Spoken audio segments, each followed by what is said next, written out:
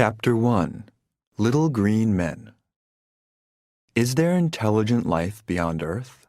Scientists are trying to find out. Do you think there are aliens that live on other planets in the universe? What do you think they look like? In science fiction books and Hollywood movies, the aliens are often little green men with long, thin bodies, very large eyes, and hands with only 3 long fingers. They travel in flying saucers. In some movies, like E.T. the Extraterrestrial, the alien is very kind and friendly. In other movies, like The War of the Worlds, the aliens are dangerous. They want to kill everyone on Earth. No one knows what aliens really look like, or if they really do exist. However, some scientists think that the universe is so big that intelligent life must exist beyond our world. But scientists are not waiting for aliens to come to Earth in flying saucers. They think that the first contact with aliens will be with messages. So scientists are trying to find messages from aliens, and at the same time, they are sending messages. They hope that their messages can be the beginning of communication with aliens. The scientific way to say aliens is extraterrestrial intelligence. Extra means out, and terrestrial means of Earth. So extraterrestrial intelligence means any intelligent life form that lives outside of Earth. Do you think aliens will receive our messages? Will they communicate with us in words or in another way, like musical sounds? That's what the aliens did in the movie Close Encounters of the Third Kind. Chapter 2. Seti. Communicating with extraterrestrial life forms is not just science fiction. It is real science. In the 1997 movie Contact, a scientist is trying to find proof that extraterrestrial life exists. She uses a special radio to listen for messages. One day she hears messages from a faraway star. The messages tell her how to build a machine that will let her travel to that star. Does this sound like a strange story? Well, it's based on the work of real people at a real organization that wants to make contact with extraterrestrial life forms. It's called the Seti Institute. Seti stands for Search for Extraterrestrial Intelligence. Seti has many important scientists. They are trying to find out if there is life in the universe beyond Earth. The Seti Institute was started in 1984 in California, USA. But the search for extraterrestrial intelligence started earlier. In 1960, a young radio astronomer named Frank Drake started the first search for signals from other solar systems. He used a 26-meter antenna, but he didn't hear anything. Many other scientists, however, were interested in his research. In 1974, the famous Arecibo message was sent from a 305-meter antenna. It was the strongest message ever sent. The message was a simple picture. Scientists think prime numbers may be easier for aliens to understand. So the picture is 73 lines of 23 characters per line. 73 and 23 are prime numbers. The picture shows a person, our solar system, DNA, and some of the chemicals of life. 10 years later, a group of scientists started the Seti Institute. Today, Seti does many different kinds of research. One part of Seti uses radio to listen for messages from other intelligent life forms. Why radio? People started sending radio signals into space about 100 years ago. We do it every time we turn on a radio, a TV, or use radar. So, maybe other intelligent life forms send out radio signals too. Maybe one day we will hear alien radio programs. The Seti Institute also uses telescopes to look for extraterrestrial intelligence. What do they look for? Short but strong lights that are not natural. They think these lights could show that aliens are trying to send signals to us. Another part of Seti, the Carl Sagan Center, studies astrobiology, which is the study of life in the universe. They want to answer these questions. Where did we come from? Are we alone? The Carl Sagan Center also researches habitability, if and how people can live in a place. They study different kinds of habitability on Earth, in very difficult places like the Arctic, Antarctica, the highest mountains, and the bottom of the ocean. They also research habitability in other places in our solar system. They want to find out if there are other planets where people could live. To do this, scientists from the National Aeronautics and Space Administration, NASA, fly into space, and they also use the world's best telescopes to look into space. Chapter 3: Travel Beyond Earth. The exploration of space continues. The job of NASA is to research and explore space. It was started in 1958. Only 11 years later, in July 1969, Neil Armstrong became the first person to walk on the moon. In 1977, NASA sent 2 spacecraft, Voyager 1 and Voyager 2, on a mission to explore the planets Jupiter and Saturn. These spacecraft are unmanned. They don't have any people on them. They found that Jupiter's moon Io has active volcanoes. They also explored the rings around Saturn and sent information that helped scientists understand them better. After exploring Jupiter and Saturn, however, Voyager 1 and 2 didn't stop. They have sent a lot of information back to Earth, and some of it is very interesting. Here is more information about the Voyager spacecraft.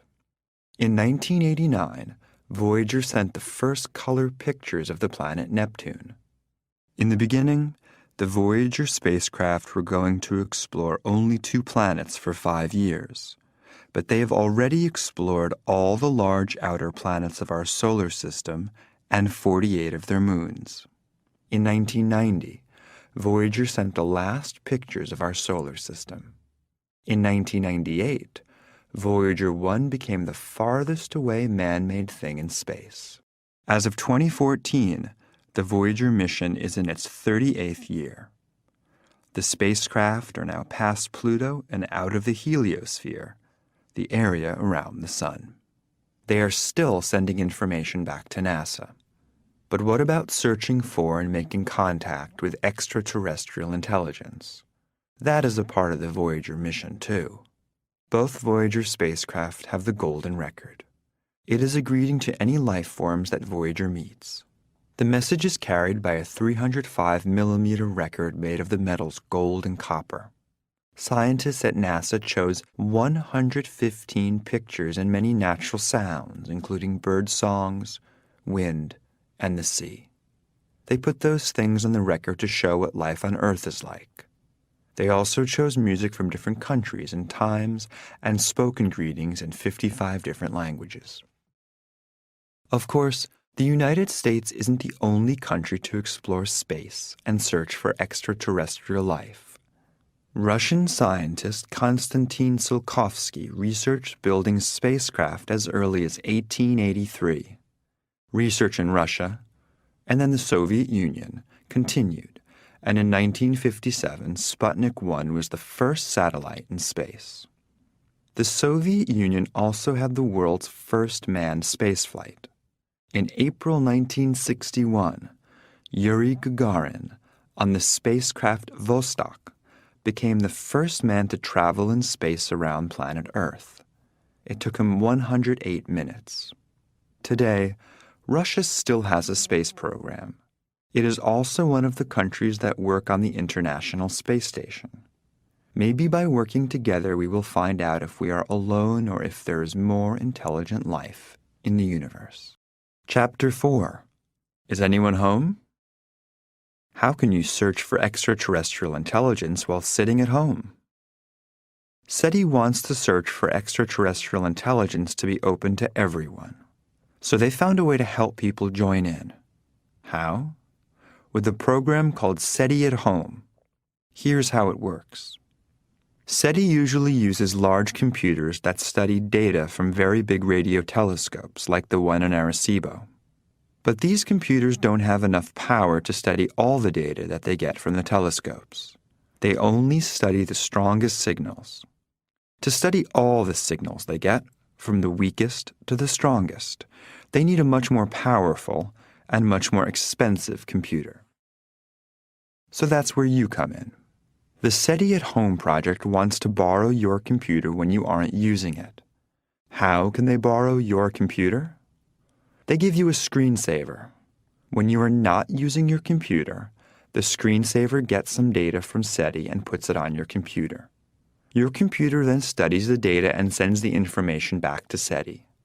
As soon as you want to use your computer again, the screensaver stops studying the SETI data. Then, when you stop using your computer, the screensaver starts studying the data again.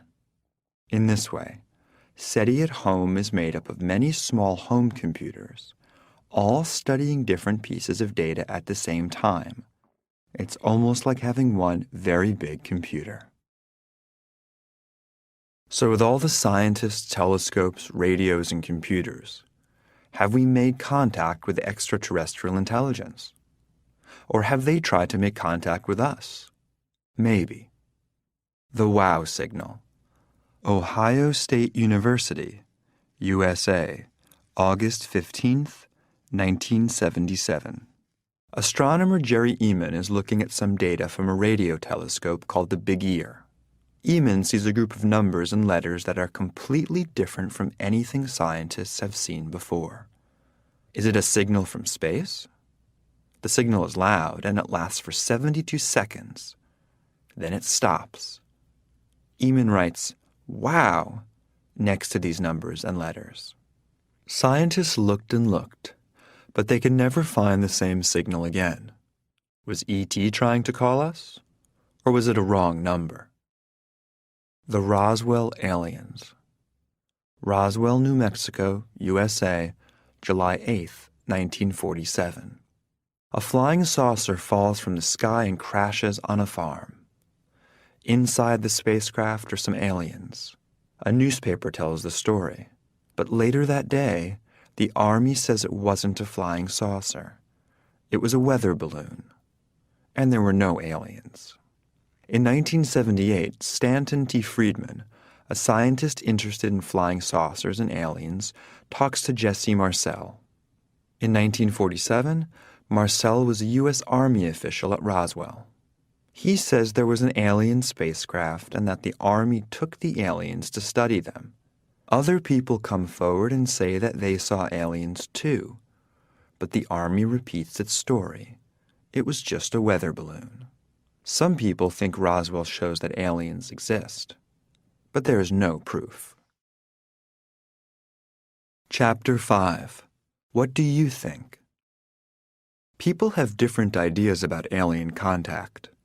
How do you feel about it? How do you feel about contact with extraterrestrial life forms? Do you think we should try to contact aliens? The famous scientist, Stephen Hawking, does not think it's a good idea for us to send messages into space or to answer messages from space. He thinks it might be dangerous for us. Do you agree? Think about this. You're watching the news on TV. The big story is that scientists have received a message from space. Do you think that's good news or bad news? Why? Now read these news stories. How do you feel about each one? Excited? Worried? Afraid? Interested? Or something else? 1. Scientists at SETI say they got some kind of message from space.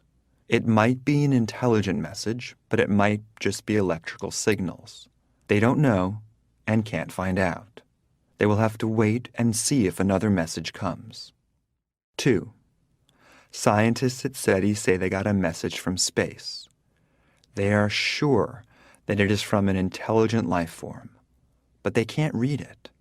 We may never know what the message says. 3. Scientists at SETI say they got a message from space. It is in a mathematical language, so we can read it. The message is, "Hello, Earth.